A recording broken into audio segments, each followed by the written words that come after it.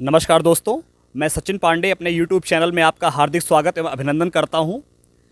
जैसा कि आप सभी ने पिछले वीडियो में देखा होगा कि मैंने कविताओं की एक श्रृंखला काव्यांजलि के नाम से शुरू की है और इसकी शुरुआत मैंने माँ भारती, माँ सरस्वती एवं माँ महादेव वर्मा जी के वरद पुत्र श्री प्रद्युम्नाथ तिवारी या करुणेश तिवारी की कविताओं की श्रृंखला के साथ मैंने शुरुआत किया है। और मैं ये उम्मीद और आशा भी करता हूँ कि आपने इसके पहले के वीडियोज़ इंट्रोडक्शन पार्ट आपने ज़रूर देखा होगा और आज मैं उसी श्रृंखला की पहली कविता लेके उपस्थित हो रहा हूँ। और जैसा कि मैंने आपको बताया कि श्री करुणेश तिवारी सर, इनकी कविताओं में जो नौ रस हैं उनकी एक बहुत ही अच्छी झलक देखने को मिलती है, चाहे वो करुणा हो, चाहे वो संवेदना हो, चाहे वो वीर रस की कविताएं हों, चाहे वो प्रेम हो। तो आज मैं सर से यही अनुरोध करूंगा कि उन्हीं नौ रसों में से किसी एक रस की कविता का वो वाचन करें और दर्शकों को वो सुखानुभूति प्राप्त हो। और मैं ये आशा करूंगा आप सब इस चैनल को, इस वीडियो को, इस कविता को अच्छे से एंजॉय करेंगे और मैक्सिमम लोगों तक शेयर और सब्सक्राइब ज़रूर करेंगे। तो चलिए शुरू करते हैं। कविता में 9 रस होते हैं और नवों रसों का अपना अपना भाव है, अपना अपना महत्व है। सबसे बड़ी बात यह है कि किसी भी कविता की उद्भूत तभी हो सकती है जब कवि के अंदर संवेदना होगी। संवेदना का होना अत्यंत आवश्यक है। संवेदनहीन कवि ऐसी कविता नहीं लिख सकता जो श्रोताओं के हृदय को स्पंदित करे। इसलिए सबसे पहले कवि का संवेदनशील होना अत्यंत आवश्यक है। कवि की संवेदनशीलता से जो कविता प्रकट होती है, उत्पत्ति होती है जिस कविता की, ठीक उसी प्रकार से है जैसे किसी स्त्री की प्रसव पीड़ा से संतान की उत्पत्ति होती है। आज वैज्ञानिक युग में तरह तरह के प्रयोग से संतानोत्पत्ति कर दी जाती है, यहाँ तक कि प्रसव पीड़ा भी नहीं होती है और उसके विकार भी आपके सामने दिखाई देते हैं। लेकिन वास्तव में प्रसव पीड़ा का बड़ा महत्व है। कहा है ना कि जाके पैर न फटी बेवाई, ऊ का जाने पीर पराई। जिस स्त्री ने प्रसव पीड़ा नहीं झेली है वह संतान के सुख को भी नहीं प्राप्त कर सकती और दुख का एहसास भी उसे नहीं होगा। पीड़ा क्या होती है वो नहीं समझ पाएगी। इसी प्रकार से कवि के हृदय से जब वो कविता उत्पन्न होती है, प्रकट होती है, तो ठीक उसी तरह जैसे स्त्री को प्रसव पीड़ा होती है, उसी प्रकार से संवेदना कवि के अंदर होती है। और जब वह संवेदना जागृत होती है तो वह स्वर के रूप में, कविता के रूप में, गीत के रूप में, गज़ल के रूप में, अनेकों रूप में प्रकट होती है। कहते हैं महर्षि वाल्मीकि ने क्रौंचबद्ध को देखा और उसको देख करके उनके हृदय में जो शोक उत्पन्न हुआ, उसी से महाकाव्य की रचना कर डाली। श्लोक है, क्रौंचबद्ध वियोगोत्थः, क्रौंचबद्ध वियोगोत्थः शोकः श्लोकात् त्वमागतः। वह शोक बनकर प्रकट हो गया। पंत जी कहते हैं, सुमित्रानंद पंत जी कहते हैं, वियोगी होगा पहला कवि, आह से उपजा होगा गान, उमड़ कर आँखों से चुपचाप वही होगी कविता अनजान। तो बिना संवेदना के तो कविता हो ही नहीं सकती है। विज्ञान निश्चित रूप से बहुत प्रगति किया है, इसमें कोई दो राय नहीं। लेकिन जब हमारा विज्ञान संवेदनहीन हो जाता है तो फिर विज्ञान पर प्रश्न चिन्ह उठते हैं। हमारा विज्ञान पहले भी था। लक्ष्मण ने रेखा खींची थी, आज तक अमेरिका रिसर्च कर रहा है, पता नहीं पा रहा है। अर्जुन के पास दिव्य अस्त्र थे, वो क्या थे? उन अस्त्रों में यह शक्ति थी कि अग्निबाण भी था तो वरुण बाण भी था। अग्निबाण से आग लगती थी, वरुण बाण भी था, जल से उसे शांत कर दिया जाता था। इसी प्रकार से जो भी प्रयोग किए जाते थे वो प्रयोग विनाशकारी ही नहीं होते थे, वो रक्षात्मक होते थे। आज का जो परमाणु है ये केवल विनाशकारी है। इस संदर्भ में एक रचना आपको मैं सुनाता हूँ। हम संवेदनहीन हो गए, हम संवेदनहीन हो गए, कहते रहे नवीन हो गए, हम संवेदनहीन हो गए, हम में ही कस्तूरी मृग था, हम में ही कस्तूरी मृग था, हम चंदन जैसे शीतल थे, हम में सागर की करुणा थी, हम गंगा जैसे निर्मल थे।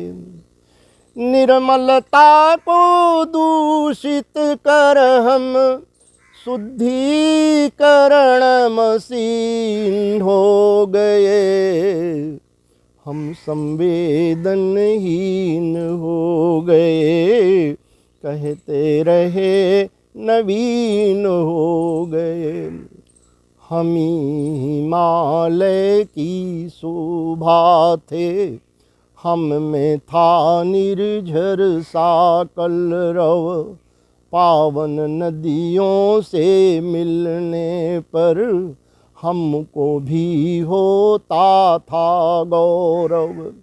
लेकिन अब तटबंधित होकर हम विद्युती जमीन हो गए, हम संवेदनहीन हो गए, हम अर्जुन के दिव्य अस्त्र थे, मंत्रों से अभिमंत्रित थे हम अर्जुन के दिव्य अस्त्र थे, मंत्रों से अभिमंत्रित थे हम, इच्छा मृत्यु कवच धारण कर भी सदैव सुनियंत्रित थे हम। लेकिन अब अनियंत्रित होकर हम परमाणु युगीन हो गए, हम संवेदनहीन हो गए, कहते रहे नवीन हो गए। तो आज का व्यक्ति संवेदनहीन हो गया है, संवेदना उसकी नष्ट हो गई है, इतना स्वार्थी हो गया है कि वह केवल अपने में ही देखता है, अपने को ही सुखी रखना चाहता है, दूसरे के दुख को देख करके उसके नैनों में आंसू नहीं बहते हैं, न दुखी होना चाहता है, वो सोचता है कौन इस चक्कर उसमें पड़े। अब आपको मैं दूसरी रचना सुना रहा हूँ। देखिए, प्रेम, करुणा, संवेदना हम पक्षियों से सीखें। पक्षी जो हैं हमसे ज़्यादा संवेदनशील हैं और हमसे अधिक उनके अंदर करुणा है। और निस्वार्थ प्रेम भी है। इसी संदर्भ में गौरैया पर मेरी पूरी पुस्तक गौरैया पर प्रकाशित हो रही है। उसके कुछ अंश, एक गीत आपको सुना रहा हूँ। मेरे घर में भी गौरैया हैं, आंगन में गौरैया हैं, रोज़ाना प्रातःकाल आती हैं। शाम को ये कहूँ कि मुझे लोरी गा करके वो सुलाती हैं और सुबह अपने गीत गा करके चींची चूचू के जगाती हैं। बड़ा आनंद आता है। देखें, हम मनुष्य क्या करते हैं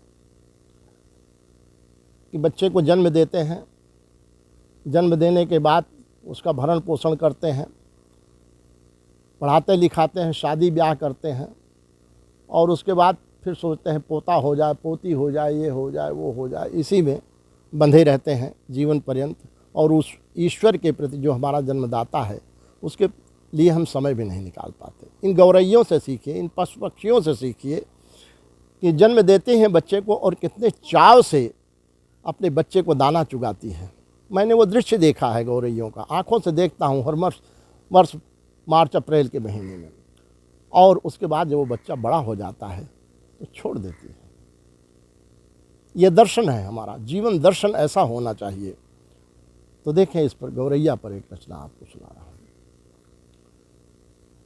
ची ची करते चूं चूं करते बच्चों की उस मैया का, ये घर है गौरैया का, ये घर है गौरैया का, ये घर है गौरैया का, ये घर है गौरैया का। तिनका तिनका चुन चुन कर जो सुंदर भवन बनाती है, उसी भवन को छोड़े एक दिन बच्चों संग उड़ जाती है। बच्चे बड़े हुए तो उनसे छूटा मोह चिरैया का, ये घर है गौरैया का, ये घर है गौरैया का, ये घर है गौरैया का। उसके लाड़ प्यार से ये अनुराग हमारा छोटा है, उसके परित्याग से ये बैराग हमारा छोटा है।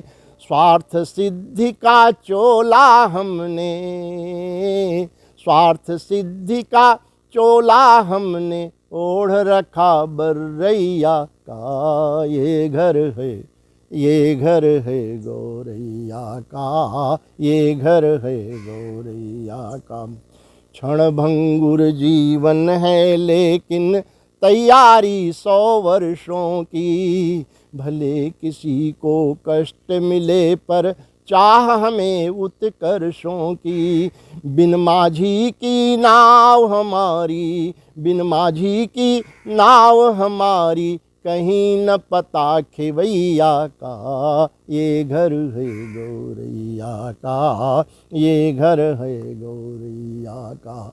जीवन के भ्रम जाल से कभी मुक्त नहीं हो पाते हम, अपने जीवन दाता से भी युक्त नहीं हो पाते हम। याद रखें जीवन गीता में, याद रखें जीवन गीता में हम उपदेश कन्हैया का, ये घर है गौरैया का, ये घर है गौरैया का, ये घर है गौरैया का। तीसरी रचना गीत है। हमने जैसा पहले कहा कि कविता रचने के पहले, रचते समय कवि के अंदर संवेदना प्रकट होती है, तभी वह कविता लिख पाता है। इसी संदर्भ में एक गीत प्रस्तुत कर रहा हूँ।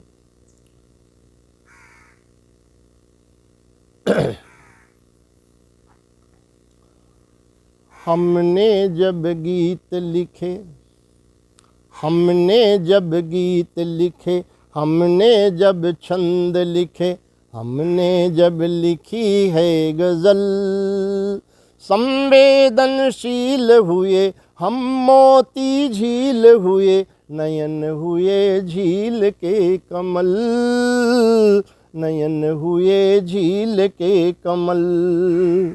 ममता के श्वेत चरण, ममता के श्वेत चरण, हमने जब किए वरण, आंचल की छाँव मिली विषयों का हुआ चरण।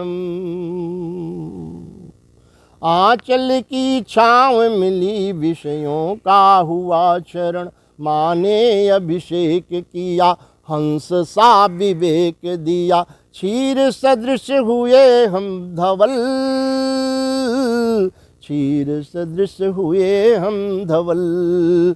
हमने जब गीत लिखे, हमने जब छंद लिखे, हमने जब लिखी है गज़ल, संवेदनशील हुए हम मोती झील हुए, नयन हुए झील के कमल। गीतों का वृंदावन, छंदों का नंदनवन, गीतों का नंदनवन, छंदों का वृंदावन, गज़लों के गुलशन से महक उठा घर आंगन। खुशबू संदली मिली आज कली कली खिली, खुशबू संदली मिली आज कली कली खिली, परंपराएं हुई नवल, परंपराएं हुई नवल। हमने जब गीत लिखे, हमने जब छंद लिखे, हमने जब लिखी है गज़ल, संवेदनशील हुए हम मोती झील हुए, नयन हुए झील के कमल, नयन हुए झील के कमल। हमारे यहाँ फूल तरह तरह के होते हैं। गुलाब का फूल भी है, और गुलाब का फूल कांटों में खिलता है। तो गुलाब के फूल को प्रतीक मान करके हमने जो है एक रचना लिखी है। इसमें गुलाब के फूल की वेदना है, वो जो है प्रतीकात्मक जिंदगी का प्रतीक लेकर के उस वेदना को व्यक्त किया है। तो देखें आप,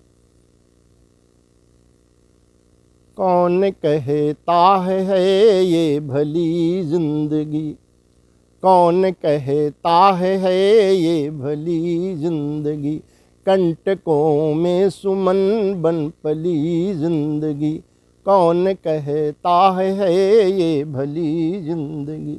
हार बन जब किसी के गले में पड़ी, हार बन जब किसी के गले में पड़ी, प्राण की पंखुड़ी पंखुड़ी तक झड़ी, प्राण की पंखुड़ी पंखुड़ी तक झड़ी, पाँव ने रौंद दी मखमली जिंदगी, कौन कहता है ये भली जिंदगी, कौन कहता है ये भली जिंदगी। एक क्षण देव के शीस पर ये चढ़ी, मूर्ति ने क्या कभी भावना भी पढ़ी, अर्चकों को उसी क्षण खली जिंदगी, अर्चकों को उसी क्षण खली जिंदगी, कौन कहता है ये भली जिंदगी। हर मृतक का ये श्रृंगार करती रही, मृत्यु की सेज पर भी संवरती रही, काल की संगिनी बन चली जिंदगी, काल की संगिनी बन चली जिंदगी, कौन कहता है ये भली जिंदगी। तो जन्म से मृत्यु तक गंध देती रही, जब थी गुलशन में सबकी चहेती रही, बागबां से गई ये छली जिंदगी, बागबां से गई ये छली जिंदगी, कौन कहता है ये भली जिंदगी, कंटकों में सुमन बन पली तो ये स्थिति है। एक गीत और सुने। आंसुओं का बड़ा प्रभाव होता है। आंसुओं से हमारा देह, हमारी शरीर, हमारी देह, हमारा शरीर जब भीगता है तो उसे एक शीतलता भी प्रदान होती है।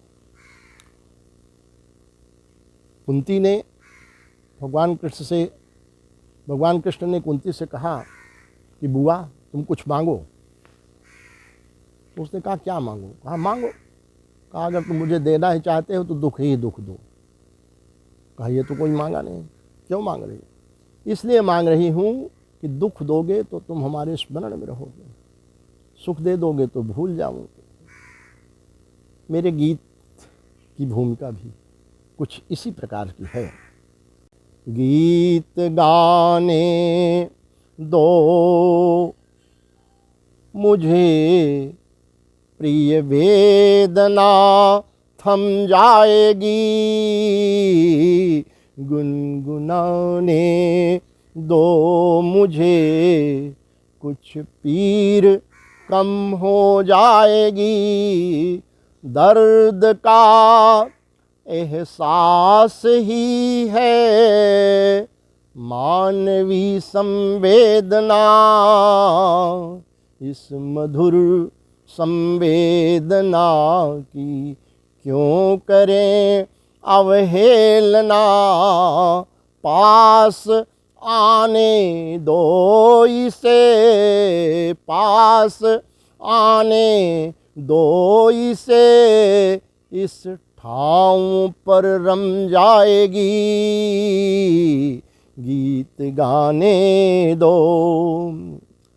अश्रु पुलकित लोचनों से नीर बहने दो अनवरत। अश्रु पुलकित लोचनों से नीर बहने दो अनवरत।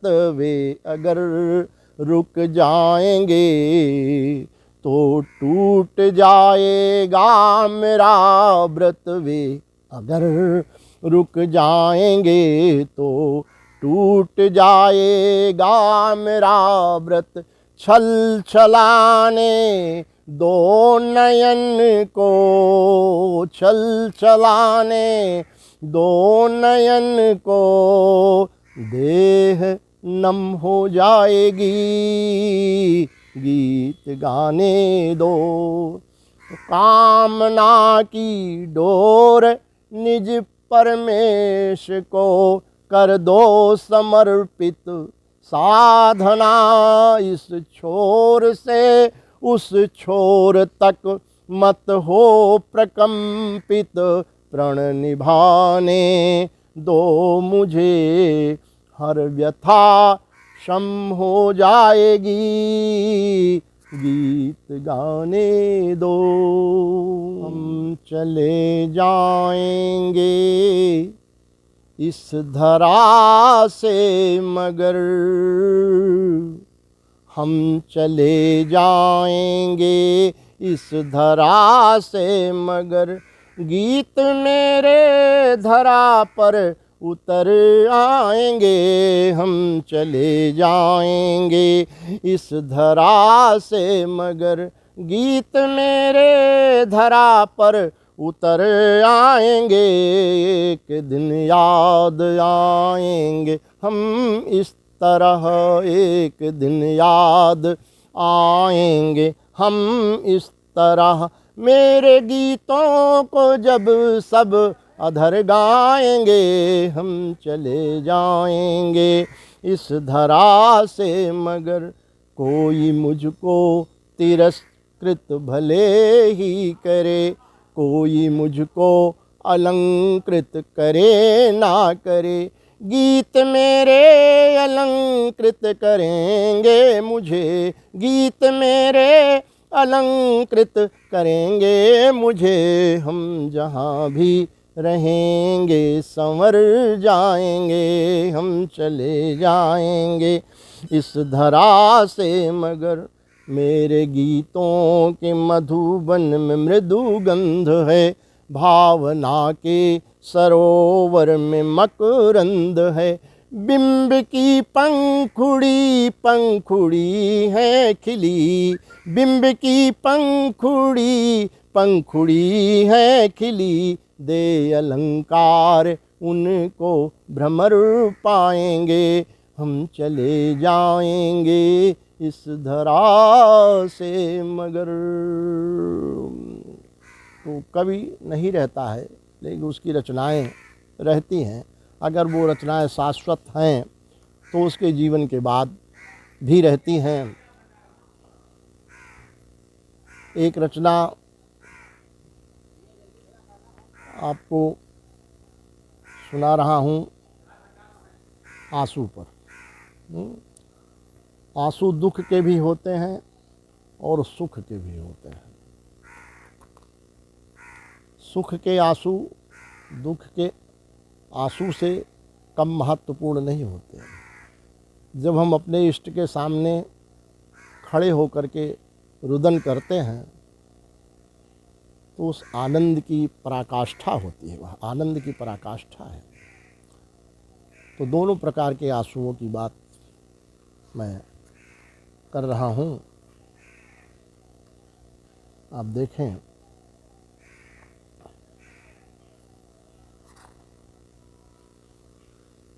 बड़े अनमोल हैं आंसू न करते मोल हैं आंसू, बड़े अनमोल हैं आंसू न करते मोल हैं आंसू, ये माँ की पूर्ण ममता के सुखद कल्लोल हैं आंसू। दुखों में भी हैं ये बहते, सुखों में भी हैं ये झरते, यही पीड़ा भी देते हैं, यही संताप है हरते, यही संवेदना के क्षण, यही संवेदना के क्षण के मीठे बोल हैं आंसू, बड़े अनमोल हैं आंसू न करते मोल हैं आंसू। अगर आंसू नहीं होते नयन कोई नहीं रोते, ये जीवन व्यर्थ ही होता, ये जीवन व्यर्थ ही रहता, न कुछ पाते न कुछ खोते, ये जीवन मृत्यु के उस बिंदु जैसे गोल हैं आंसू, बड़े अनमोल हैं आंसू न करते मोल हैं आंसू। प्रकृति की कौन सी रचना जहाँ आंसू नहीं होते, न कोई पीर ऐसी है जिसे आंसू नहीं धोते, अजर हैं ये अमर हैं ये सुधा के घोल हैं आंसू, बड़े अनमोल हैं आंसू न करते मोल हैं आंसू।